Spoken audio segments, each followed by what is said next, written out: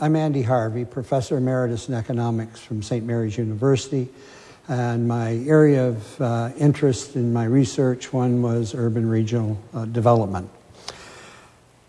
First, the other speakers have mentioned to some extent the benefits of Halifax and the values. I'd like to hit on the strengths just as a backdrop for what I'm going to say. The history and historic buildings are a treasure. We have land and seascape that's unparalleled. We have a strong IT sector. Halifax is a walkable city, and we have a number of facilities which can provide for conferences and conference attendees. From an economist's point of view, the opportunity cost, anything is valued by its opportunity cost. What do we have to give up to get it? Building a large trade center, I would argue, we will have lost opportunities. With a given expenditure, we can build a very large center, or we could build a very smart center or facilities. Which do we want? I'll argue for the case for smart. Internet bandwidth is a current expectation of anyone attending or organizing conferences. The ability to provide smart technology is a tantamount concern.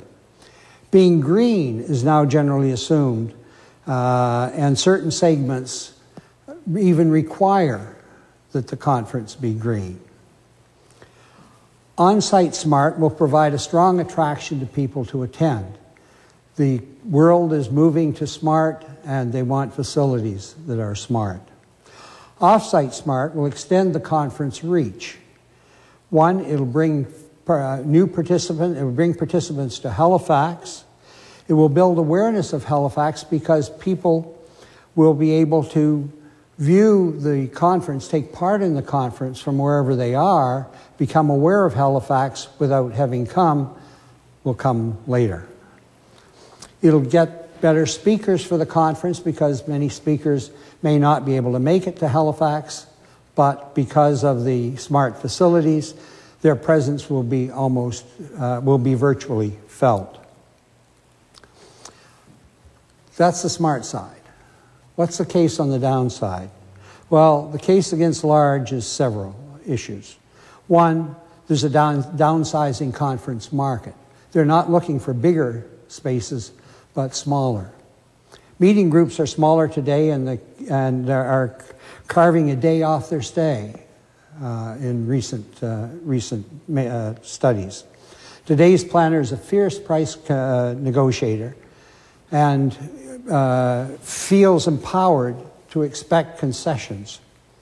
There's extreme price sensitivity, and hotels have to bargain aggressively with packages in order to attract individuals. And from the food side, meal demands are oriented more and more to the healthy buffet on site than to off-site meals. Conclusions from all of this: a large facility with expansive fallout is out of step with conference trends. On the other side, a green and smart conference will build on our environmental assets, will provide opportunities for our IT market, attract new visitors due to increased exposure through off-site conference attendance, and leave the Herald site available to generate new tax revenue. My name is Beverly Miller, and I am going to talk about money, which is a topic which is of great interest, certainly to the taxpayers of this province. The media headlines that we have been looking at have certainly encouraged us to think that the consultants' reports, which were finally made public in April, are encouraging the levels of government to spend this money. But let's really look at what the consultants' report said. This particular presentation looks at two of them in depth, Criterion Communications and the HLT Advisory report. And basically both of those reports agree on an average price of $144 million for this project. Now, just to get an idea of the cost of this on an annual basis, given the province's cost of borrowing, which is about 6% if you look at their current budget, that's $9 million a year just to pay the mortgage on this building, as it were. So let's look at what the consultants' reports really had to say about the prospects for the economic viability of this project. And one of them is that there is an oversupply of convention space. Just listen to a couple of the comments they made. Since 1996, the amount of exhibit space in Canada and the United States venues has increased 38.5%. There has been a significant increase in supply with both new and expanded facilities. There is a huge supply of often underutilized facilities in the U.S., many of which are attracting businesses with incentives. WTCC Halifax would most appropriately belong to the category of major convention centres in Canada. There are currently some 20 Canadian centres which meet this definition, and there are major expansions or renovations currently underway in 13 of them. So there is certainly an increase in space. So what then happens to business? Generally speaking, the convention center business has been either stagnant or dropping since 1995. At the same time, we have a hugely increasing amount of convention space, which means that convention organizers are in the driver's seat and they're negotiating more and more better deals from cities.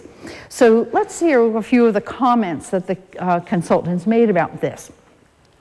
Event organizers expect major concessions, and as a result, the rate structure in the industry is based on the assumption that centers operate essentially as loss leaders. Now, we have a projected expenditure here of $144 million. We are going to have to meet $9 million worth of interest, and yet the consultants are telling us that we are going to be having to operate this as a loss leader. And then there are the subsidies. Both of the consultants' reports make no bones about the fact that the convention center will need ongoing subsidies. And presently, the present convention center, I believe, is getting about $2 million a year in subsidies from the provincial government. And then there's the question that many, many people talk about and say, well, you know, we really need something to happen downtown. So there is this question that, or this idea in people's heads that this will be a catalyst for downtown revitalization. This will not happen. Let's look, for example, at this cross-section of the plans for the center. As mentioned in other presentations, the convention center itself is entirely underground. So some of the candidates wouldn't even have to see Halifax. And in addition to that, there's a 500-room hotel proposed. There are restaurants. There are shops. In other words, your average convention attendee, your average delegate, will never have to leave the convention center. And yet there seems to be a body of opinion in Halifax that this is going to be a tremendous catalyst for downtown. The other issue, of course, is its size. It is huge. It will cover 2 entire lots from Market Street to Argyle Street and close off Grafton Street. And certainly we should have learned from Scotia Square in Halifax about the effect that huge urban structures have on the fabric of our community. So I think that basically the idea that this is going to be a catalyst for downtown revitalization simply doesn't wash. Now, the other thing we've heard about is that, oh, well, we have to have a bigger convention center because we have all of these conventions that have passed us by because we're too small. And yet, if you look at convention center records over the period from 2005 to 2008 or 9, Consistently, every year we had conventions in Halifax of 1,000 to 2,000 delegates. In fact, the Global Microcredit Summit welcomed 2,500 delegates to this convention center. And then there are a few other important issues raised by the consultants' reports. One is P3 funding, which has been referred to. And I think that it's very worthwhile listening to what Criterion Communications has to say. They say, while public-private partnerships have been successfully applied to various areas of public facility development, there are challenges associated with their use for the development of convention centers. The major issue is the lack of any inherent mechanism for payment of the private partner other than direct payment by government itself, as in direct taxation. In other words, in any P3 project, the developer expects to be paid the cost of that project over time in the form of rent. And the point that Criterion is making here is that there is no place relative to convention centers that it can come from any place but tax revenue.